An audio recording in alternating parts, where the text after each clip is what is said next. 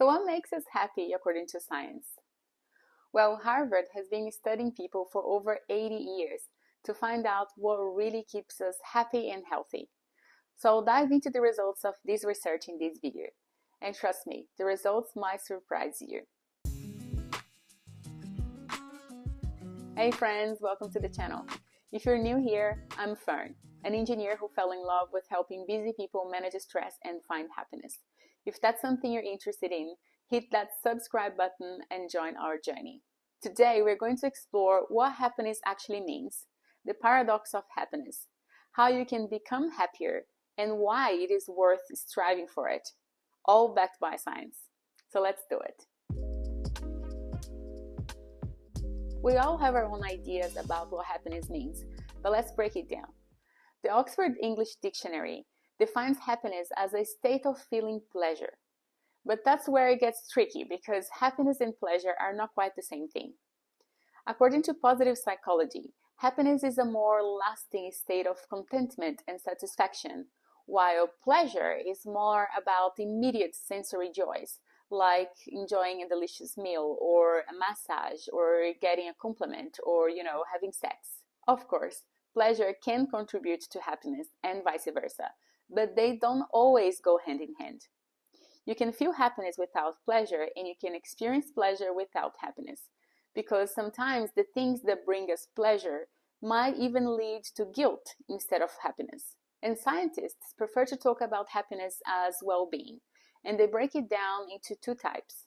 The psychological well-being, which comes from you having a purpose and belongingness and personal growth. And the subject well-being, which is more about the presence of positive feelings and the absence of negative ones. But it's also important to note what happiness is not, because it is not about feeling joyful all the time, or having all the money in the world, or ignoring life's challenges. And it's definitely not a final destination.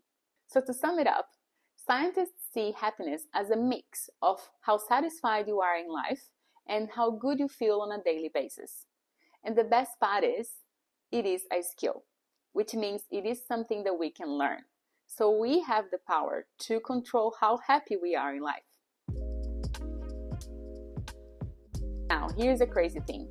Some evidence shows that the more people chase happiness, the less happy they actually are. That's the paradox of happiness.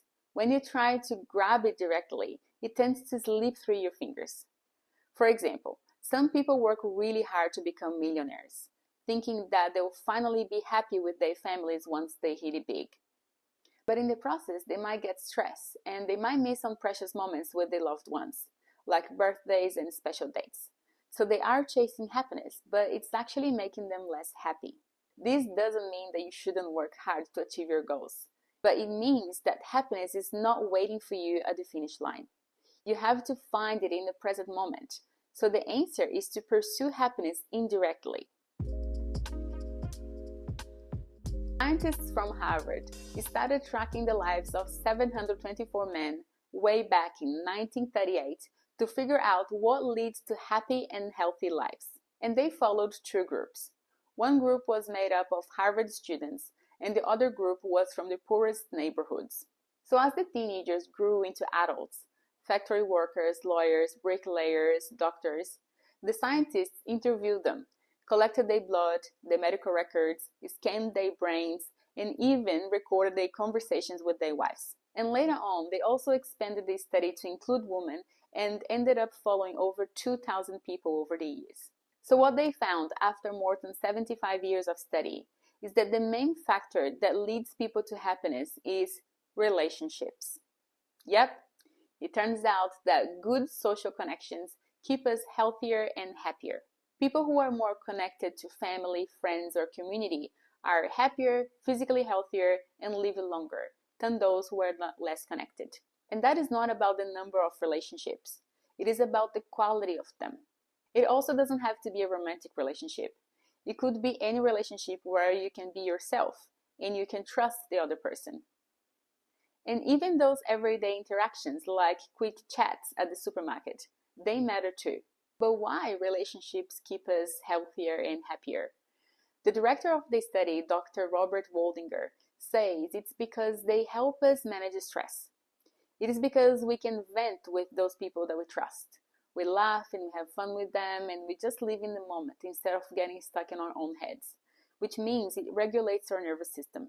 Harvard also compared their findings with other studies from different countries, and they found the same thing, that relationships are the key to happiness. But what about money? We all work so hard for it.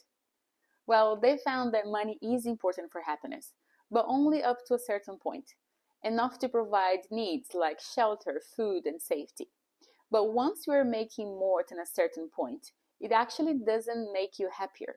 This outcome ties into Maslow's hierarchy of needs, where survival needs are at the bottom. You have got to satisfy those needs before moving up to higher levels. It also connects with the work of Dr.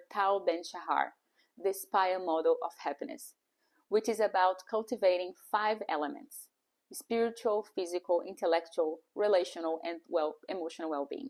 But if you had to pick just one thing to focus on for happiness, it is relationships. And if you're not happy right now, you can learn to be happy. The answer from countless studies confirm it is a skill, and we can learn. You might be thinking, why should I care for happiness anyway? Well, happy people are more successful across the board, in marriage, friendships, income, work performance, and health. They get sick less often, and when they get sick, they experience fewer symptoms. Happy people have more friends, and they have deeper, more meaningful conversations. They exercise more and they eat healthier. And they are more content with what they have, instead of being jealous of others. Happy people also live longer, and they are more productive and creative. There is a strong link between mental health and happiness, and that's why it is so important to make happiness a priority. So reach out to that friend that you haven't spoken to in a while. And be proactive. Nurture your relationships with family, friends, colleagues, and your community. Because according to science, it is crucial for your happiness and health. So treat it as if your life depends on it, because it really does. I have linked the studies I mentioned in the description below. And if you enjoyed this video, please give it a thumbs up and share it with someone that you care about. I think you'll also enjoy watching this video next. And don't forget to subscribe. Thanks for watching.